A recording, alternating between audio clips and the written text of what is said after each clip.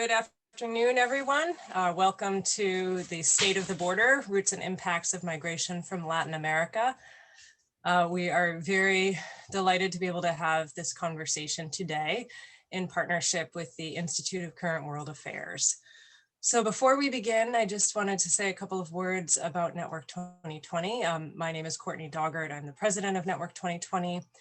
We are an inclusive international nonprofit organization that's really trying to bridge the gap between the private sector and the foreign policy worlds. And we do this in part by creating interesting conversations around what's happening in foreign policy, and also trying to talk to people who are thinking about innovative solutions to key foreign policy challenges. We've established a wonderful partnership with the Institute of Current World Affairs, which does amazing work on the ground. And so I'd like to turn it over to Greg Pfeiffer, who runs that organization, just to say a little bit about what they do. Thanks so much, Courtney. We're delighted to be partnering with Network 2020 again. So before I introduce our speakers, I'd like to say a few words about the Institute of Current World Affairs. We advance U.S. understanding of global cultures and affairs by sending outstanding young professionals around the world on 2-year cultural immersion fellowships. They study countries, regions, and a wide range of globally important issues, undertaking independent research, reflection, and writing. And they gain deep knowledge of their societies. And they go on to play an important role in forming the American public debate and helping affect change. Among our recent fellows is one of our panelists today. Amelia Frank-Vitale was based in Mexico for her fellowship, traveling extensively to research the migrant corridor there and in Central America from 2012 to 2014. She's an anthropologist of migration, deportation, and violence, who's since been examining how Hondurans navigate life after being deported from the United States back to neighborhoods that are deemed to be some of the world's most violent. Amelia has written for numerous publications, including the Washington Post and the World Policy Journal. Joining Amelia is Pamela López. She is a Mexican lawyer with experience in domestic and international human rights law, international refugee law, and public international law. She's a former asylum officer at the Mexican-Guatemalan border and took part in the drafting of the National Handbook to determine refugee status in Mexico. Among her previous positions, she worked as a visiting professional in the Inter-American Court of Human Rights in Costa Rica.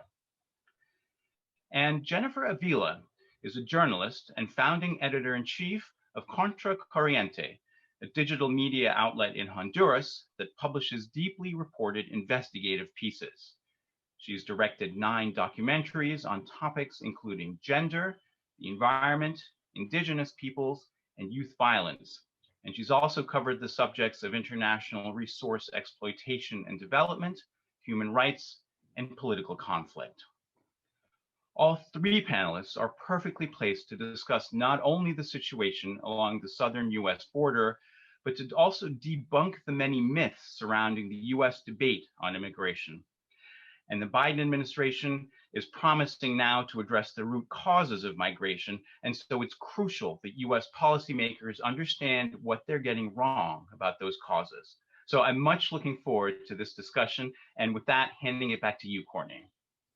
Thank you very much, Greg. And I just want to say thank you, Amelia, Jennifer, Pamela. It's really an honor to have you here. I had the opportunity to speak with you earlier about your work, and I think what each of you does is really impressive. And so I'm really glad that we can bring that to the audience today. So just to start us off, Amelia, I wanted to start with you. Could you just set the stage for us regarding what we are hearing about and I'm going to use the terminology of the U.S. southern border, but I know that there are many borders involved.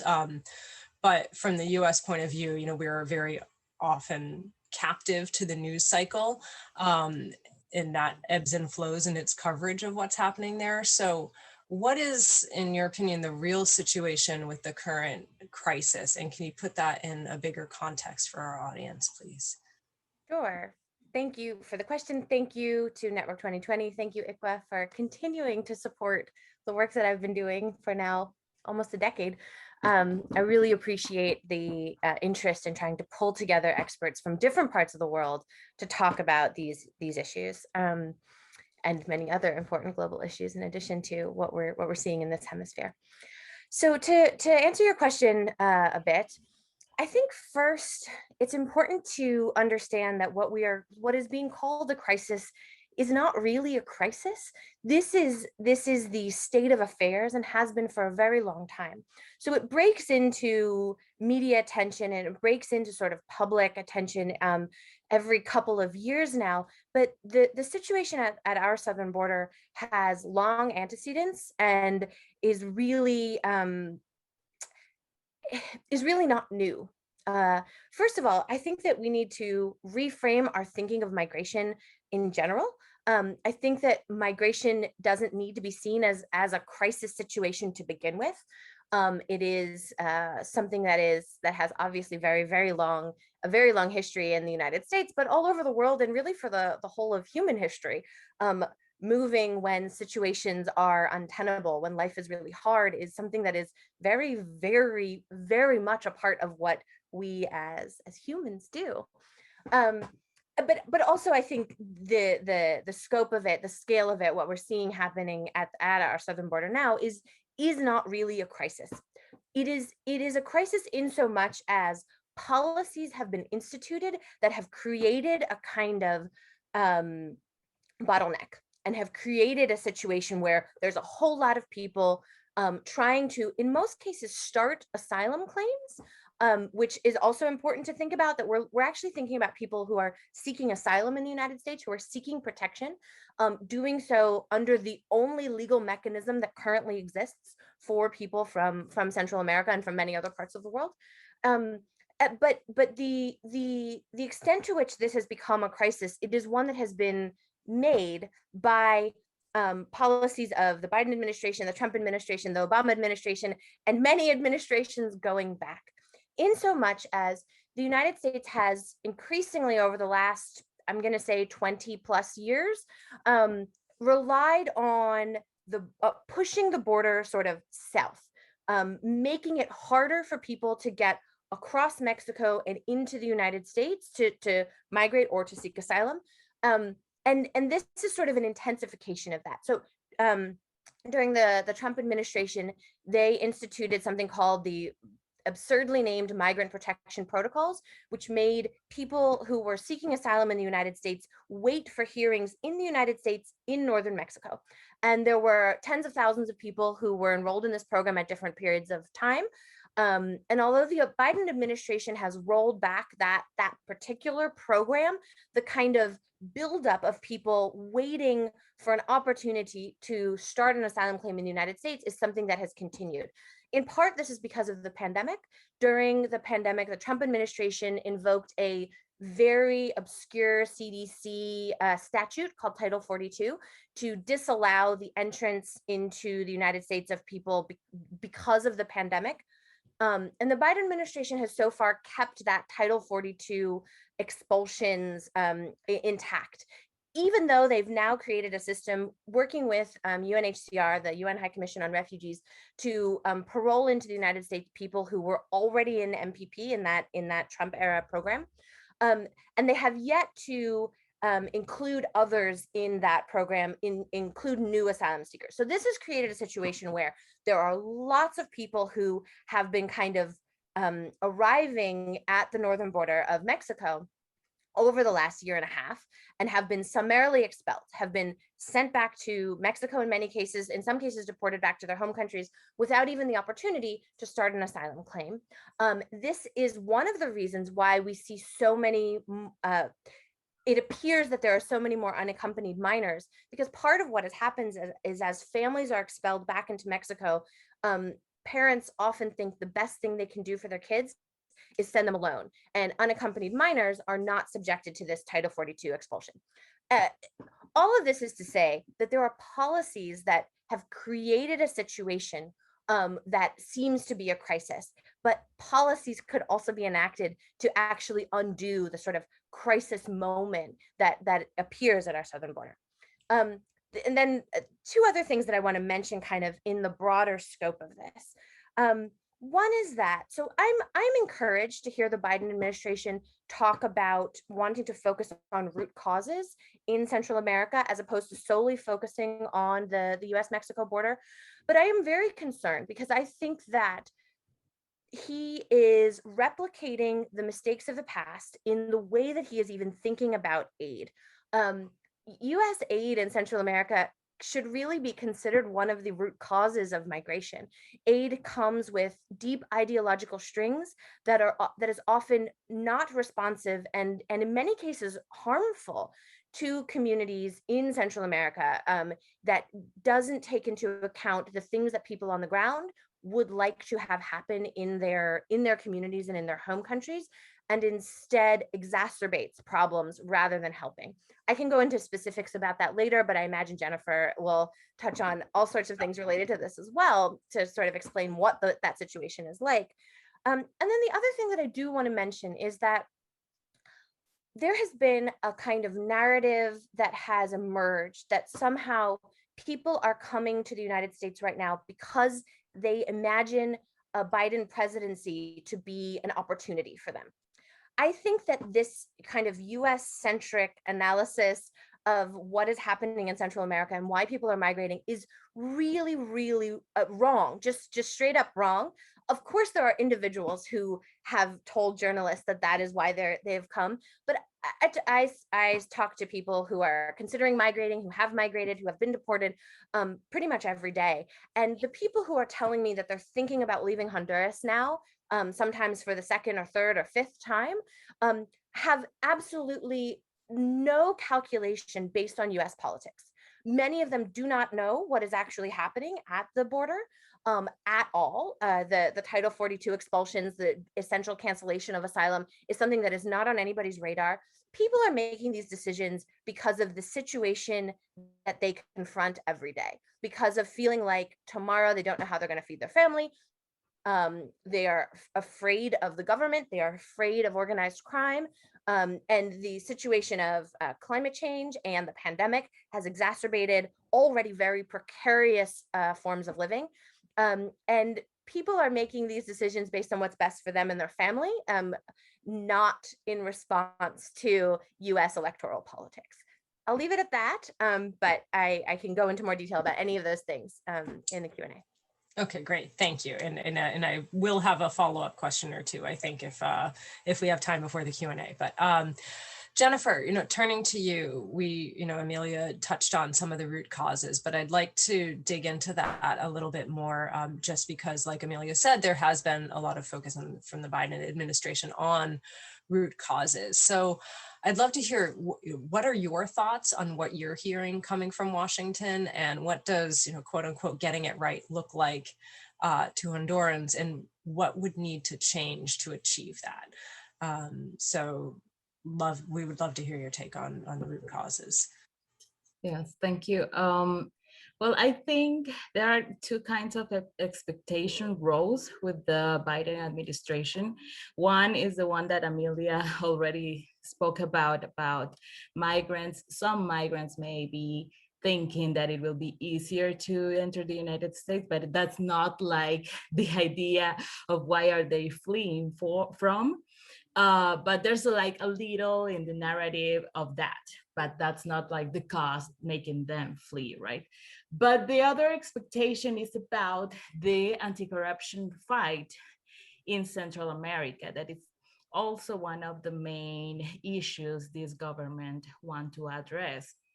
So I think this expectation is also only in the middle class, or the people that have access to internet and that maybe read the news, or maybe is more interested in reading the law, or reading the Engel list, or reading the lists of corrupts, or knows about Magnitsky Act, for example, but not for the rest of the people. Because Honduras and in all Central America, it's evident that we are making some steps backward on democracy.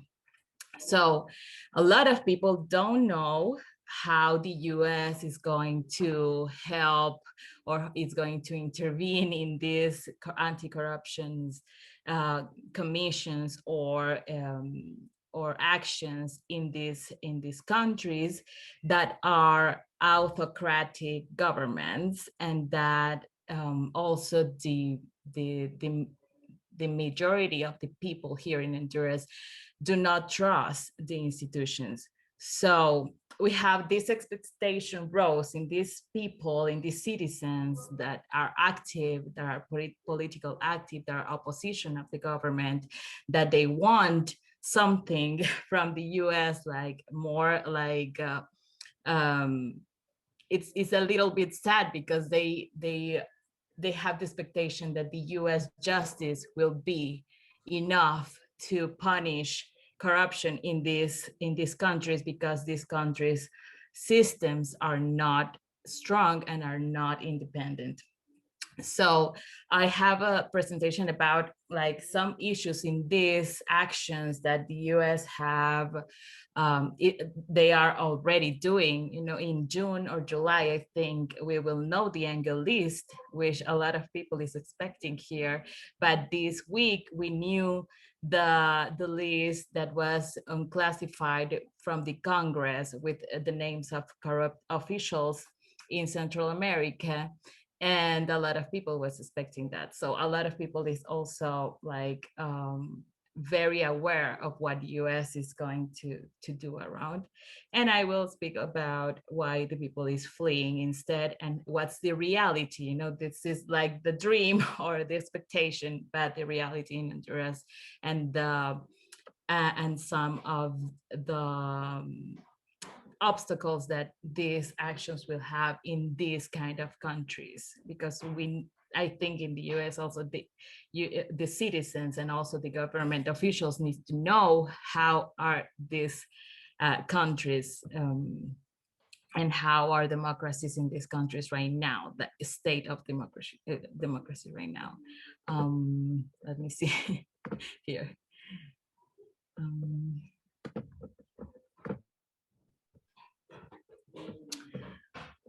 Sorry.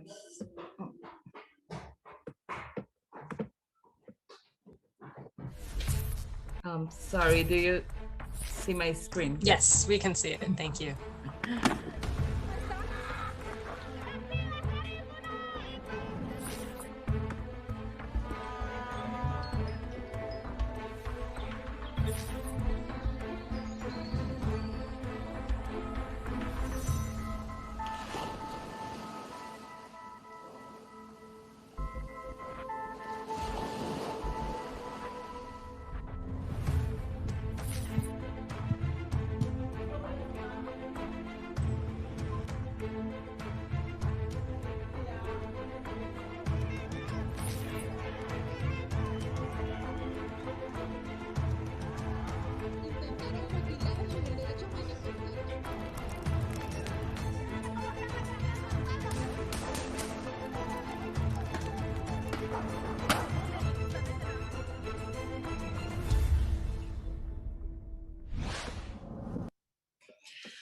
I will speak about, and I'm quoting an article that we published in Contra Corriente a few months ago about the HR 2615, which contains the angle list, but it's not only the angle list act. And I am quoting here, an innovative aspect of this law in this government is that it considers corruption to be a driver of migration, a departure from the widespread opinion that poverty and violence are the only drivers. Although corruption does not have a direct effect on migration, its damaging impact on living conditions. Those fragile public services and infrastructure, barriers to social mobility, impunity, unfair competition, loss of institutional legitimacy, mistrust of public institutions, and the perversion of democratic processes are among the many structural problems that benefit a few at the expense of many. At long last, a spotlight will shine on the corrupt political and businesses elites and on their culpability in driving thousands of people out of their countries. These Northern Triangle elites are not only guilty of corruption, but are also responsible for the system of impunity that protects them. This is a quote from Otto Argueta, who wrote this article trying to analyze the impact of this act.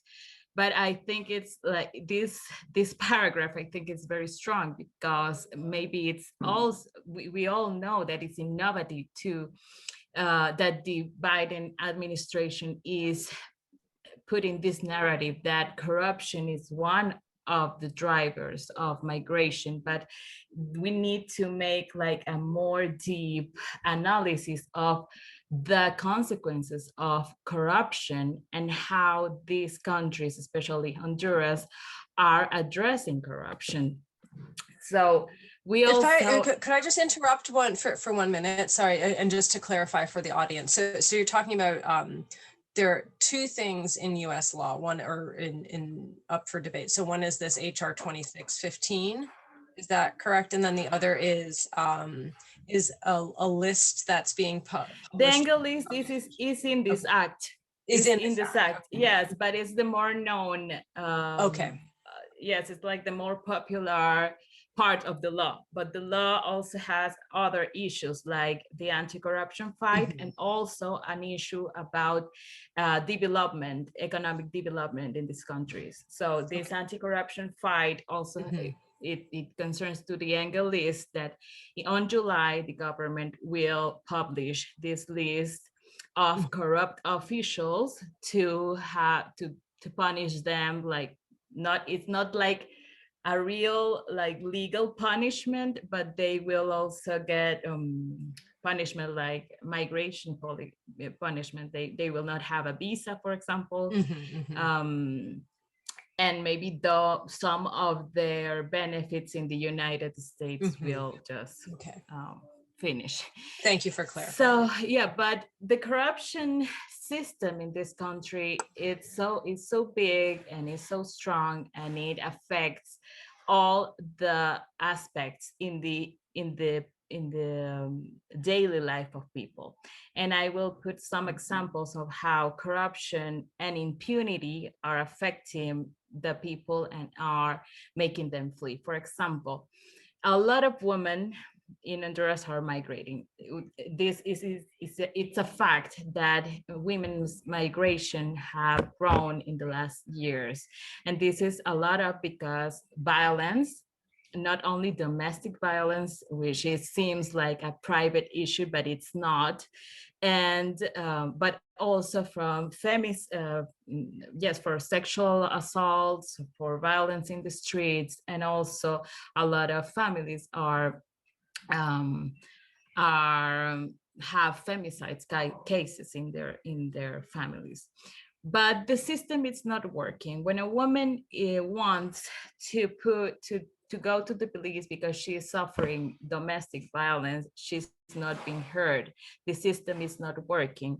One, because of corruption, because a lot of people are in the state, or working in the state, or working in the state's institutions are there not because of their abilities, just because they're friends of some politicians, because they are making favors for the politicians or for the organized crime, I don't know, but the system is not working, and these people is not working to serve the people, the population. And when you're a woman, then you have this intersectional violence, because if you're a woman, violence will affect you in a different way, and the system is going to treat you in a different way. So now we have, why are women fleeing? Yes, they're fleeing because violence in this country is big, but also because the system is not working, and the system is not working because of corruption and impunity. So we have like here a fact: only 15 cases of femicide in Honduras have resulted in convictions since the country criminalized femicide in 2013. These cases are brought before a justice system that is poorly trained in gender issues, and recent legislation has reduced the penalties for crimes of violence against women. Women who dare to report domestic violence do not receive timely care and attention.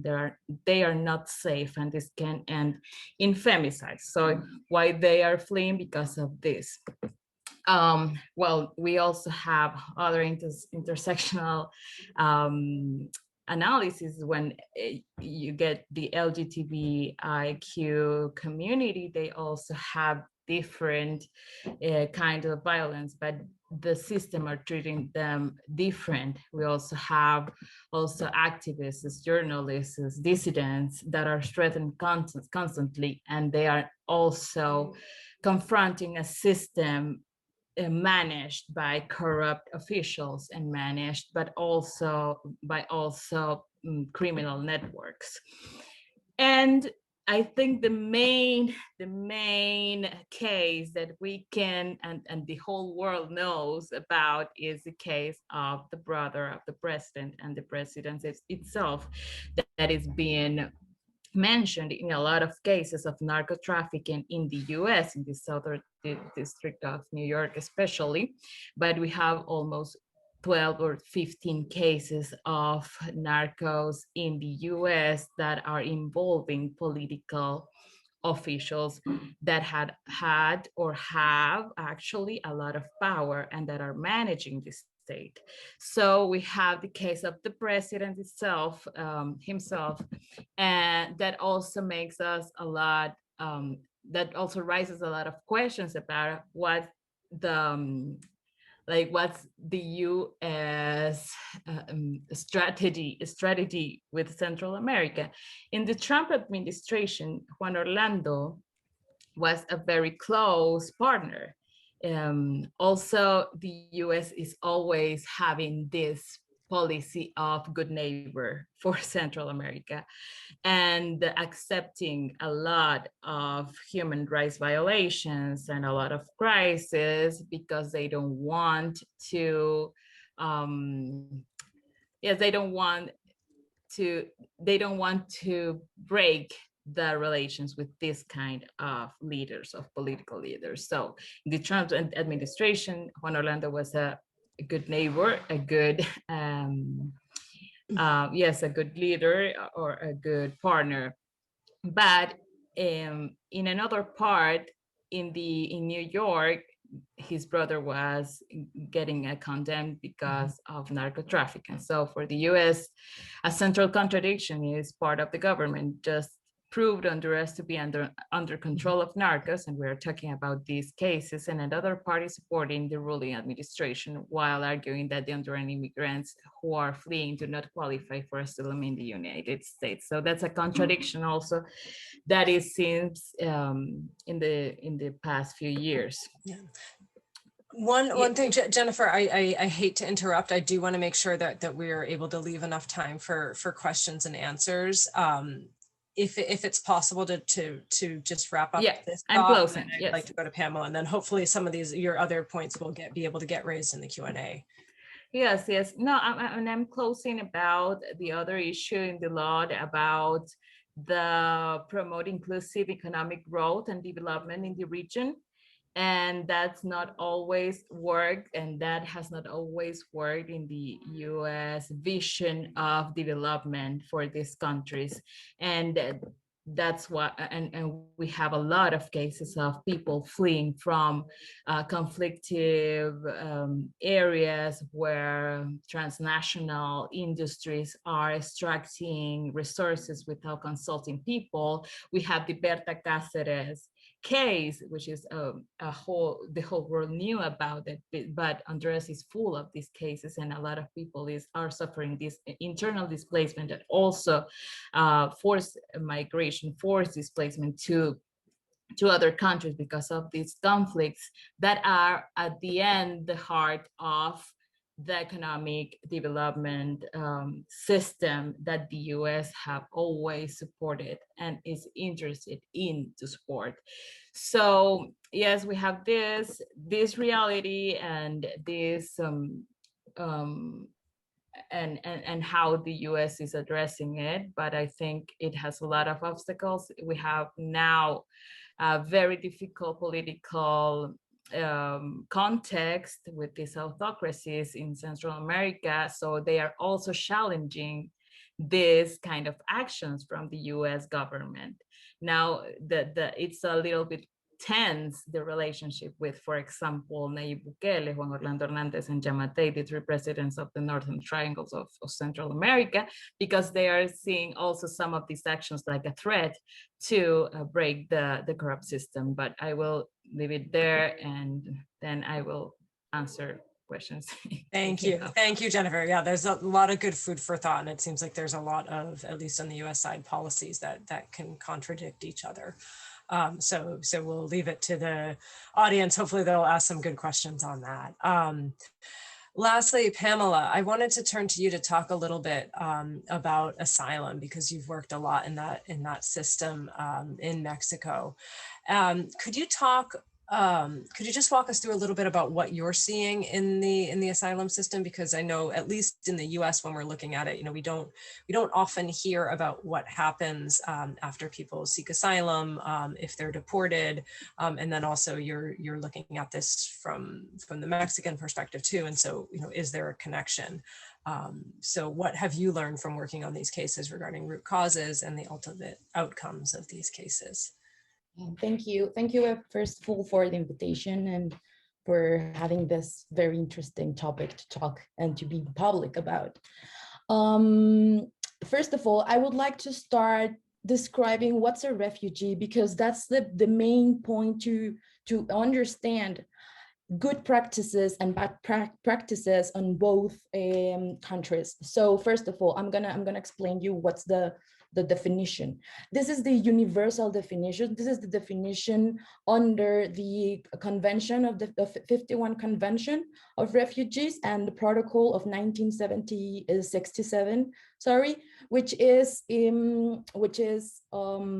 universally recognized, and however, not by the US. This is why it's very important to make this distinction between the US interpretation of international law, which is very weird, to be honest, compared to other systems in the world, other regions, and what is internationally accepted as a refugee. So this is the definition. It's like it's a person that being outside of their country of origin owes an well-founded fear of being persecuted for reasons of, this is our 5 reasons: race, religion, nationality, membership of a particular social group, and I think I said 5, I think, yeah, race, religion, nationality, membership, and Political opinion. Political opinion, yes, thank you. And Mexico, for instance, has an extra ground, which is by gender. This is very interesting, but I'm not gonna talk about this, but this is very interesting because in the Mexican asylum system, we actually, if you have been persecuted because, for instance, as a member of the LGBTIQ community or as a woman, it's very different than not being, that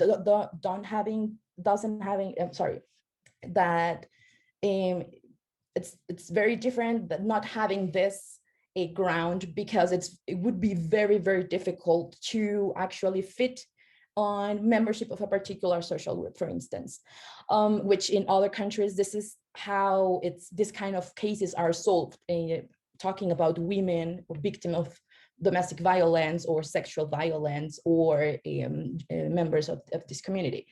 Okay, I'm gonna continue with the definition. And well, it's outside of their territory, and it's unable, or that its country of origin, it's unable or unwilling to protect So this is very, very important because it also comes within the analysis to grant asylum, because it's not only having a persecution, but that the country cannot or does not protect.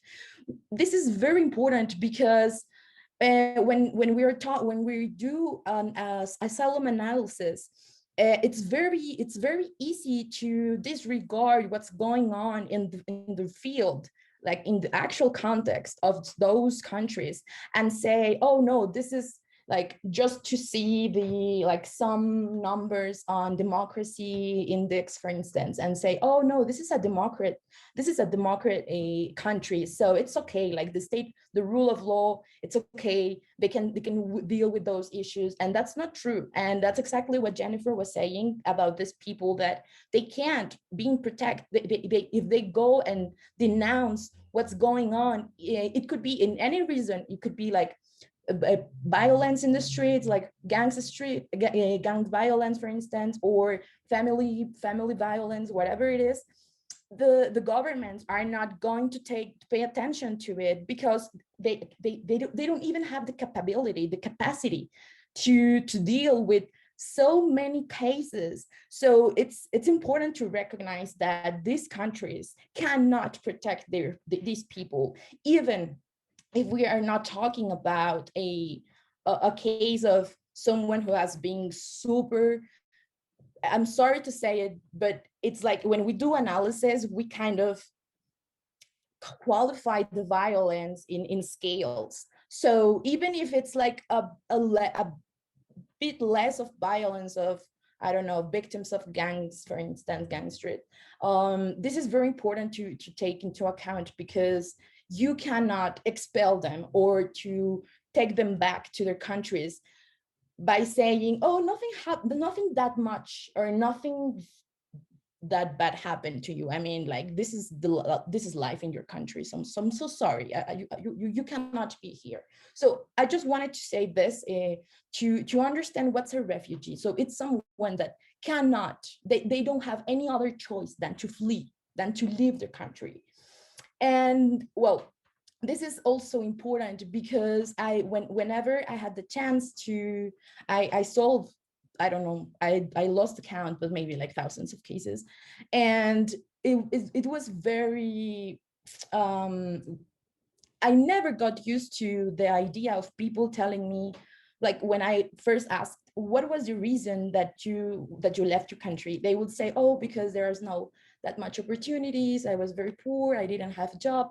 But it's because like they have normalized violence so much, so much, that they don't even say that, oh, and also because I was being extorted, or because the gang killed my sister, or because they wanted to recruit my kid. So they don't say that. So it's like very hard sometimes to really, even for an asylum officer as I was, to get into the bottom of things, because people just got used to this type of violence so much that they don't think that it's a genuine or a real motive or to live. Okay, so I'm gonna change a bit of the topic because I wanted to say this first. And secondly, I would like to link what Amelia was saying as well about this, like the process of, well, what happens when people get to the U.S. border to claim for asylum. Okay, so there are two things happening right now. So first of all, what's a third safe country?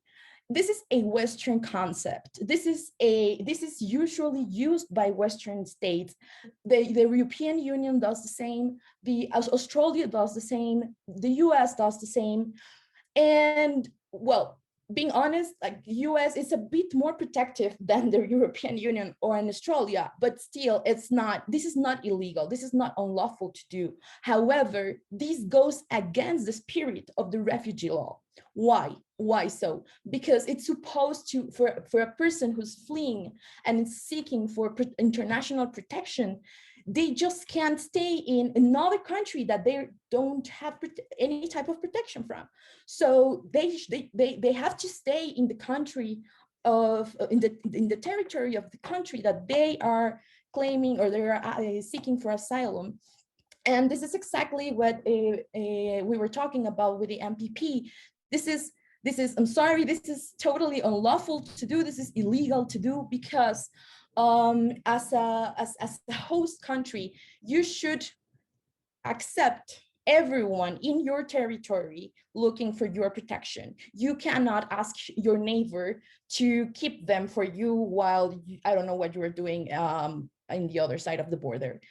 So this is it's very I'm very, I don't know, a bit disgusted for what the UN agencies are doing in the northern border of Mexico or the southern border of the US. Why so?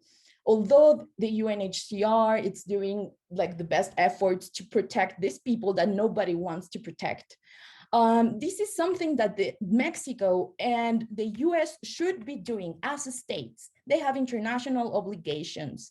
They have to comply with them, and they are not doing that. They are just letting the UN, the international cooperation, to come and to do whatever these kind of things. For instance, like the MPP and taking like this voluntary, like to take people voluntarily to their countries of origin. I'm sorry, but if you put them in the worst scenario and in the worst type of, if they don't live with dignity, this is like the basic to live with dignity. If they don't do that in the border, so of course they are gonna accept whatever it's better for them, which is not going to be there. And it's like, it's not voluntarily if you put them in the worst circumstances and then ask them to sign to go back to their countries. Just because there's a signature and it says voluntary, it doesn't mean that it's real voluntary. And so that's why I'm disgusted about like this kind of agencies doing this dirty job that not Mexico nor the US should be doing. But at the same time they are doing, this is the irony here. Why? Because we know that the US is its real border, its real southern border. It's the Mexican southern border. We know that. And thanks to the UN support and international cooperation, this is a good and a bad sign. Why? Because if we see this in a good sign, they are in a way like strengthening the asylum system. They are strengthening the migratory system, which an outcome can be good for the people who needs it. But at the same time, you are doing this to avoid your responsibility, to avoid being accountable for what you have done in the past. And I think about refugee in this, like granting refugees in this, the status refugees in this case, because as a reparation, because I think that the US has to repair these countries and specifically these people, because they are just suffering the consequences of bad policies, of bad foreign policies that have been undertaken for so long. So to grant asylum to these people, it's the less that the US could do as a way to repair what they have done in the history, in the past. Also, we're 1:45 now, so we haven't had much time for audience Q&A. I hate to cut you off, but I would like to be able to move on to the audience Q&A if at all possible. Was there any more point that you wanted to make, or would you feel comfortable if we left the rest to audience questions? Okay, I think just about I just want to say something about what Biden has said recently on making broader like the acceptance of refugee. This sounds nice because the Trump administration accepted 15,000 And Biden said that he's going to accept for this new year, for this new fiscal year, 62,000, something like that, people. And this might look like good news, but it's not, because they should not be quotas to grant asylum. They should grant asylum to people that needs asylum. And if there are like 100,000 of people, you should grant asylum to all of them. So talking about quotas, even if it's like a larger one, it's not a good sign, because they still want to regulate what you cannot control, which is people fleeing their countries. Mhm. That's it. So thank you. I would love to leave time for audience Q&A. And if you have any questions, please do. There are questions coming into the Q&A box. I wanted to ask one, looking at the solution side of things, from Elon Gilbert, who asks, are there examples from the Latin America region or beyond where corruption has been reduced and translated into reductions in poverty, crime, violence, and less out-migration? Amelia, would you feel comfortable giving your take on that? Any examples from that you've seen in your research? I don't think we've seen that yet. I think the places where migration is increasing right now are in moments where there is deep, deep corruption. And so I don't know yet that we can have any examples, because this is very much of this current moment. And I think the reasons that people were migrating a decade ago or 2 decades ago or 40 years ago were different. I will say, and I'm going to try to address some other questions through this same answer, that the focus on corruption, while is very, very serious, can sometimes also contribute to what I am saying about how aid can actually exacerbate the problem. Because a focus on corruption without a kind of holistic understanding of how corruption actually affects people's lives has been translated frequently to strengthening security forces, but no other aspects of government, has translated to privatization of what should be government services, and also the sort of putting into the hands of NGOs the things that should be government services. And NGOs are sometimes good and sometimes not good. One example in Honduras that I think is really important and illustrative is that there is a giant NGO, the Asociación para una Sociedad Más Justa, that gets lots of funding from USAID as well as other international aid bodies. And ASJ, as it's known, was deeply involved in suggestions to the Honduran government in reforming, I'm going to use that in quotes, education and healthcare. And those reforms were essentially designed to privatize education and healthcare. And for people in Honduras, they don't want privatized education and healthcare. They want better, public, actually accessible and free education and healthcare. When these reforms were proposed with the backing of ASJ, they really came through suggestions and ideological fixes that ASJ promoted.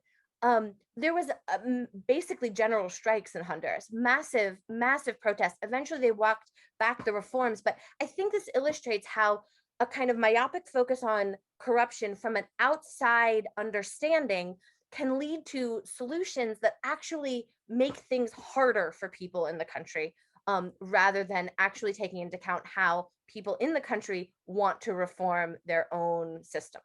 If I could I push back on that just a little bit, and then also ask another follow-up question. So, what I'm hearing, and this is something that at Network 2020 we're very interested in doing too, is right, you want to listen to what's happening on the ground, right? And so, when it comes to addressing corruption, you're saying that there was this large nonprofit, ASJ, and they had promoted certain policies. But on the other hand, isn't that also, I mean, were they in an Honduran NGO themselves? So couldn't No, that then, oh, they weren't. Oh, No, okay. no, they're Okay. foreigners. Yeah, They they were foreigners. operate in Okay, Honduras. okay, thank you. Okay, They got work it. in Honduras, but the people designing the Okay. project of Got it. ASJ are not. Okay. Honduras. That helps clarify a lot, because I was about to say it seems like, you're kind of, But I actually think that point Yeah. is a good one, because NGOs, even if they are Honduran NGOs, aren't necessarily automatically representative of what a community wants. There is also an extent to which nonprofits exist in their own agenda, and it's much more complicated than just saying working through NGOs is the way to avoid government corruption. So there needs to be a much wider Yes. net and speaking to stakeholders. You had also mentioned, and I'd wanted to get to this, in the very beginning in your remarks, some innovative policies or new policies that the Biden administration could undertake. I think you had referenced that. Would you mind expanding on that a little bit? Like if you were to be advising Kamala Harris right now, Vice President Harris, who's tasked with looking at root causes, what would you say when it comes to policies? And we're getting some of these questions from the audience too. What kinds of policies can be enacted by the Biden administration to address root causes? Well, I before the root causes, I think one thing that needs to happen is, as Pam was mentioning, really expanding access to asylum as opposed to constricting it.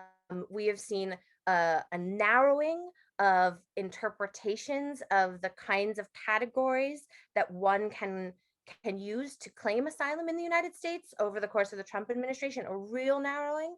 And that, I think, needs to be expanded, because as Pam is talking about, people are being deported back to, in violation of international law. People are being deported back to places where they are very, very, very much unsafe. I also think it's important to keep in mind that the number of refugees the Biden administration is talking about accepting is different from, entirely separate from, people seeking asylum at the southern border. These are two separate processes in the United States, also in a weird, Pam talked about how the US system is weird. This is one of the ways that it's weird, that refugees in the US are people who were adjudicated by UNHCR from a refugee camp outside of the United States. And then they are resettled here. And that's what that quota actually refers to. That is not Central Americans by and large. That is people from other parts of the world who have gone through other processes. Asylees in the United States are people who, by law, show up at the United States and are then adjudicated. So even as the Biden administration is talking about accepting people who were in MPP to start the asylum process, and there is some move right now to also allow some of the most vulnerable people to bypass the Title 42 expulsions I was talking about earlier. Those are people who are only given the opportunity to start an asylum claim. Most asylum seekers are denied asylum, even if that process takes a long time. Hondurans have the highest rate of asylum denial of any nationality in the world in the United States. More than 84% of Hondurans whose cases were adjudicated last year were denied. And that means they were deported and sent back to Honduras, even though many of them do fear for their lives. As far as addressing root causes, I think the answer to that is kind of also building off of what Pam said about reparations, and actually thinking about what the United States has done to cause harm in Central America and starting from there, and then listening, really listening to people in Central America. So I think Jennifer and a lot of other people in Honduras have really thoughtful and constructive ideas about what the US could do. But I have to say, a lot of people in Honduras are also like, the best thing the United States can do is stop funding our police, because that is why we are fleeing. Just to oh yes, yeah, Pam, go. Yes, I would like to add something here. It's regarding this, why Hondurans are the nationality that has been rejected the most. It comes from how the asylum officers solve cases there, and how the law is enacted there. Why so? Because the US does not recognize street gangs as a genuine or very dangerous agent of persecution, Right. which is different. For it, I'm gonna do just a comparison. And a terrorist group, it's an armed group. It has control over territory sometimes. As gangs too, they have territory.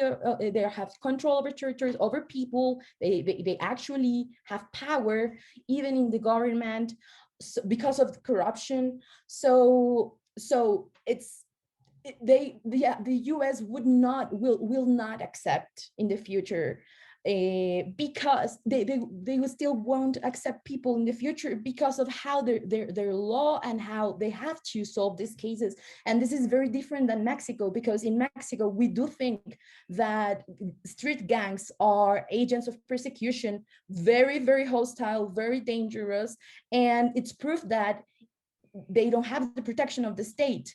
Plus, they have this huge control in not in just one country. It's like comes from the U.S., Mexico, the Northern Triangle. It's a whole network of criminals, and they still believe that it's not dangerous for them to go back.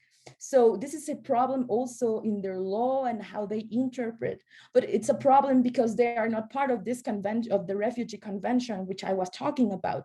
So you cannot make accountable a country. You can do it maybe in a national or in a domestic level, but you cannot do it internationally because they do not ratify.